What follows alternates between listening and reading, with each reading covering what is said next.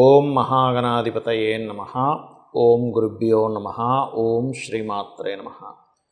పరమేశ్వర స్వరూపమైనటువంటి జ్యోతిష, వాస్తు మరియు ఇతర అనేకమైనటువంటి శాస్త్రములను మనకు అందించినటువంటి మహర్షులకి నమస్కారం. హయగ్రీవ హయగ్రీవ హయగ్రీవేతి యోపధేత్ తస్య నిస్సరతే వాణీ జన్మకన్యా ప్రవాహవత్. అరుణాం కరుణాతరంగితాక్షీం ధృతపాశాంకుశపుష్పబాణచాపాం అనిమాదిభిరావృతాం మయూకైః అహమిత్యేవ విభావయే భవానీం. శ్రీమాత్రే నమః. ప్రేక్షకులకి ఆ లలితాంబిక అమ్మవారి యొక్క అనుగ్రహం పరిపూర్ణంగా కలగాలని మనస్ఫూర్తిగా కోరుకుంటూ ఈరోజు మనం వార ఫలితాల్లో 23 జూన్ నుంచి 29 జూన్ వరకు ఉండేటువంటి గ్రహస్థితి ఏ విధంగా ఉంది అని చూసుకున్నట్లయితే, మేషంలో కుజుడు, వృషభంలో గురువు, మిథున రాశిలో రవి, బుధ, శుక్రులు, కన్యా రాశిలో కేతువు, మీన రాశిలో రాహువు, మనకి ఈ యొక్క కుంభంలో శని యొక్క సంచారం జరుగుతుంది. అదేవిధంగా చంద్రుడు ధనస్సు నుంచి మీన రాశి వరకు ఈ వారం మొత్తం సంచరిస్తున్నాడు.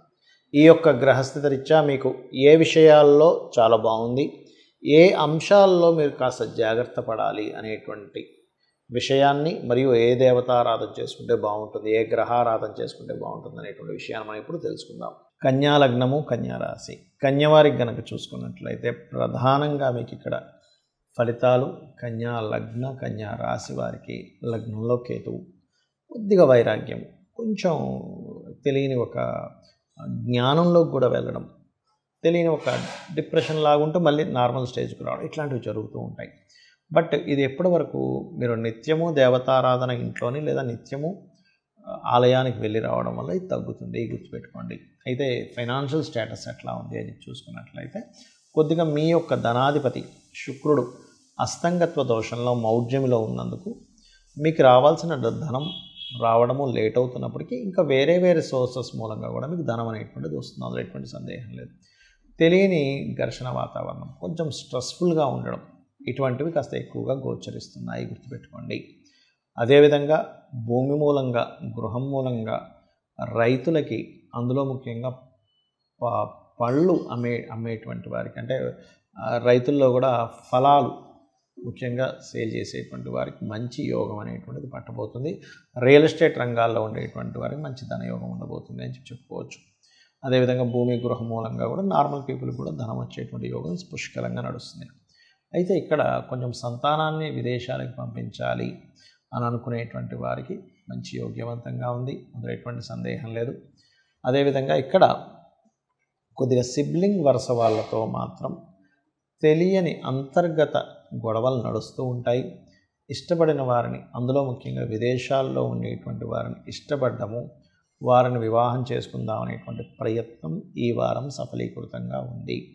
అదేవిధంగా కాస్త ఈ స్నేహితులతోని, అన్నదమ్ములతో, వరుస వాళ్ళతో తెలియని ఘర్షణ వాతావరణం ఉంది కాబట్టి ఆ యొక్క విషయాల పట్ల కొంత జాగ్రత్తగా ఉండండి.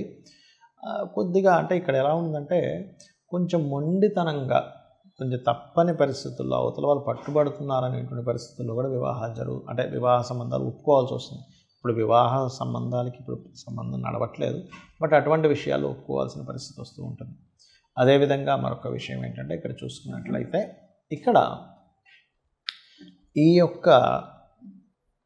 ఈ కన్యాలగ్నం వారికి గుర్తుపెట్టుకోండి, ఎప్పుడైతే దశమ స్థానంలో అధిక గ్రహాల యొక్క సంచారం జరుగుతుందో, అందులో ముఖ్యంగా గవర్నమెంట్కు కారకుడైనటువంటి రవి ఎప్పుడైతే అక్కడ ఉన్నాడో అది ఇచ్చేటువంటి రిజల్ట్ ఏమిటి అని చూసుకున్నట్లయితే, మీకు గవర్నమెంట్ మూలంగా ధనయోగము, మెడికల్ మూలంగా ధనయోగము, ఒక ఉద్యోగం కాకుండా రెండు ఉద్యోగాలు చేసేటువంటి యోగము పుష్కలంగా కనిపిస్తుంది. ఇక మీరు చేయవలసినటువంటి దేవతా ఆరాధన, దుర్గాదేవి యొక్క ఆరాధన చేయండి, వెంకటేశ్వర స్వామి యొక్క అష్టోత్తరాలు చదువుకోండి, అన్ని విధాలా మీకు బాగుంటుంది. చాలామందికి కొన్ని అపోహలు ఉన్నాయి. ఏమిటది అంటే, ఏలినాటి శని, అర్ధాష్టమి శని, అష్టమ శని ఇవి నడుస్తున్నప్పుడు మనకి ఏ పనులు అవ్వవు, చాలా కష్టాల్లోకి వెళ్ళిపోతాము అనేటువంటిది ఉంది. కానీ ఇందులో ఒక విషయం గుర్తుపెట్టుకోండి, స్ట్రెస్ అయితే ఖచ్చితంగా కొంత పెరుగుతుంది. బికాజ్ ఆఫ్ శని అనేటువంటిది కర్మకారకుడు కాబట్టి ఒక కర్మని పదే చేయవలసి రావడము, లేకపోతే ఎక్కువ రోజులు దాని గురించి వెయిట్ చేయాల్సిన రావడం ఉంటుంది. కానీ ఒకటి గుర్తుపెట్టుకోండి, సక్సెస్ ఇవ్వకుండా ఉండడము అనేటువంటి శని కారకత్వం కాదు, ఆయన కారకత్వమే సక్సెస్ ఇవ్వడం. ఎందుకు అంటే మీరు గమనించండి, ఏ రాజకీయ నాయకులు పిఎంలు కావచ్చు, సీఎంలు కావచ్చు, మీరు తీసుకోండి, వాళ్ళ జాతచక్రాలు తీసుకోండి. వాళ్ళు గెలిచిన 99% ఆఫ్ కేసెస్ అర్ధాష్టమ శని, అష్టమ శని, ఏలినాటి శనిలోనే గెలిచారు. పిఎం మోడీ గారు వృశ్చిక రాశి, ఏలినాటి శని 2 సార్లు. అదేవిధంగా ఇప్పుడు గెలిచినా సరే అర్ధాష్టమ శని. అలాగే జగన్ గారు అష్టమ శని సమయంలో గెలవడం జరిగింది. చంద్రబాబు నాయుడు గారు కానీ, స్వర్గీయ ఎన్టీ రామారావు గారు కానీ ఏలినాటి శని నడిచేటప్పుడు వాళ్ళు సీఎంలు అయితే అయ్యారు. అంటే దీని అర్థం ఏంటంటే శని యొక్క కారకత్వం ఎప్పుడూ కూడా అష్టమ శని, అర్ధాష్టమ శని, ఏలినాటి శని ఏదొచ్చినా కూడా మిమ్మల్ని ఓడించడం ఆయన కారకత్వం కాదు, మిమ్మల్ని గెలిపించడమే ఆయన కారకత్వం. మిమ్మల్ని గెలిపించడానికి కాస్త శ్రమనిస్తాడు. ఇది బాగా అర్థం చేసుకోండి. మనం ఎప్పుడు కూడా ఒక స్ట్రగుల్లోకి వెళ్తున్నాం అన్నప్పుడే ఎక్కువగా బాగా ఆలోచిస్తాం, దీని నుంచి ఎలా బయటపడాలని అప్పుడే బాగా నేర్చుకుంటాం. అంటే హీ ఈజ్ ద టీచర్. అంటే మనకు ఒక పాఠం నేర్పడానికి, జీవితం ఏంటో తెలపడానికి మాత్రమే ఆయన యొక్క స్థితి మనకు వస్తుంది. కాబట్టి దయచేసి ఈ యొక్క సమయాల్లో ఏదో అవుతుందనేటువంటి భావన నుంచి ఫస్ట్ బయటకు వచ్చేసేయండి. ఎందుకంటే నేను చాలామందిని చూస్తున్నాను, అమ్మో ఇది ఉంది, నేనేమీ చేయలేనేమో అనేటువంటి స్థితిలోకి వెళ్ళిపోతున్నారు. అది పూర్తిగా రాంగ్, ఎక్కడా శాస్త్రంలో అలా లేదు. మరి దీనికి ఏమిటి పరిహారము? మొట్టమొదటిగా మన జీవన శైలిలో మార్పులు చేసుకోవాలి. ఏమిటది? మధ్యాహ్నం పూట నిద్రపోకూడదు, ఉదయం పెందరాలు లేవాలి, వాకింగ్, ఎక్సర్సైజ్ లాంటివి చేస్తూ ఉండాలి. మీ కిందన పనిచేసే వాళ్ళకి, చిన్న వాళ్ళకి ఏదో ఒక ధన రూపేనో, వస్తు రూపేనో, వస్త్ర రూపేనో దానం ఇస్తూ ఉండండి. అదేవిధంగా శని త్రయోదశులు, శనివారాలు వీలున్నంత మటుకు శనికి తైలాభిషేకం చేయడం లాంటివి చేస్తూ ఉండండి. గోవుకి పిడికెడు బెల్లం తినిపిస్తూ ఉండండి. అదేవిధంగా మరొక విషయం ఏంటంటే, ఇక్కడ మీరు ఎంత శ్రమిస్తూ ఉంటే శని యొక్క ప్రభావం అంత తగ్గుతుంది. ఇది గుర్తుపెట్టుకోండి. ఎందుకంటే శ్రమకారకుడు, ఉద్యోగకారకుడు, లాభాల కారకుడు ఆయన. Because of 10th and 11th lordship ఆయనకు వచ్చింది కాబట్టి. దీంతో పాటు ఒక మంత్రం చెప్తాను. ఓం అనాకలిత సాదృశ్య చుబుక శ్రీ విరాజితాయే నమః.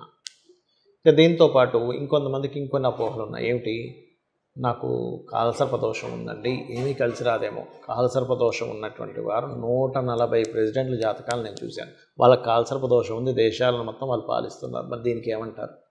కాలసర్పదోషం ఇండివిజువల్ చార్ట్ మీద ఎఫెక్ట్ ఉండదు, దేశకాల పరిస్థితుల మీద ఉంటుందని శాస్త్రంలో ఉంది. మరి ఎంతో కొంత అన్ని గ్రహాలు దగ్గరికి వచ్చేసాయి కదండి, ఏమి టెన్షన్ పడాల్సిన పని లేదు. చక్కగా రాహుకేతువుల దగ్గర దీపారాధన చేసుకోండి. కాళహస్తికి వెళ్ళి ఆ పరమేశ్వరుడి యొక్క పాదాలు పట్టుకొని ఆయనే చూసుకుంటాడు. మీకు కాలసర్పదోషం ఉన్నా, ఏ దోషం ఉన్నా కూడా. ఇది కాకుండా సర్పదోషం అని ఉంటుంది. అప్పుడు మాత్రం కాస్త మీరు రాహుకేతు పూజ చేస్తూ, మీరు అంటే ఏం లేదు, ఓవర్ యాంగ్జైటీ, కోపం రావడం, సడన్గా కొన్ని ఇన్సిడెంట్స్ లైఫ్లో సడన్ మార్పులు రావడం జరుగుతుంది సర్పదోషం వల్ల. దీనికి ఏం టెన్షన్ పడక్కర్లేదు. సర్పసూక్తం చదువుకోండి. చక్కగా మీరు నవగ్రహాలు రాహుకేతువుల దగ్గర దీపారాధన చేస్తూ రావి చెట్టు చుట్టూ ఎక్కువ ప్రదక్షిణాలు చేయండి సర్పదోషం ఉన్నటువంటి వారు.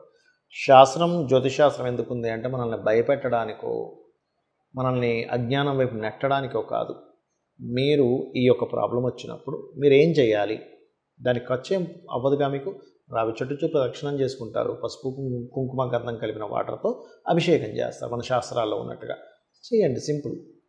అదేవిధంగా ఒకటే గుర్తుపెట్టుకోండి, మనకి జన్మజాతకంలో ఏ దోషం ఉన్నా, ఎటువంటి అద్భుతమైన యోగం ఉన్నా, దోషము తగ్గాలన్నా, యోగం అద్భుతంగా ఫలించాలన్నా మనము చేయవలసినటువంటి మొట్టమొదటి విషయం ఏమిటి అంటే, అమ్మ నాకు ఈ గ్రహాలు, ఈ తత్సంబంధించిన యోగాలు ఇవేమీ నాకు తెలియదు, కేవలం నా కర్మను నేను ధర్మబద్ధంగా చేస్తూ నీ యొక్క పాదాలను ఆశ్రయించడం మాత్రమే నాకు తెలుసు, నిన్ను నమ్ముకున్నాను, నాకు ఇవేమీ తెలియవు అనుకోని మీరు కనుక అమ్మవారిని నమ్ముకుంటూ మీరు వెళ్తున్నట్లయితే 100% అమ్మే చిన్న పిల్లల్ని తల్లి ఎలా చూసుకుంటుందో అమ్మ అలా చూసుకుంటుంది.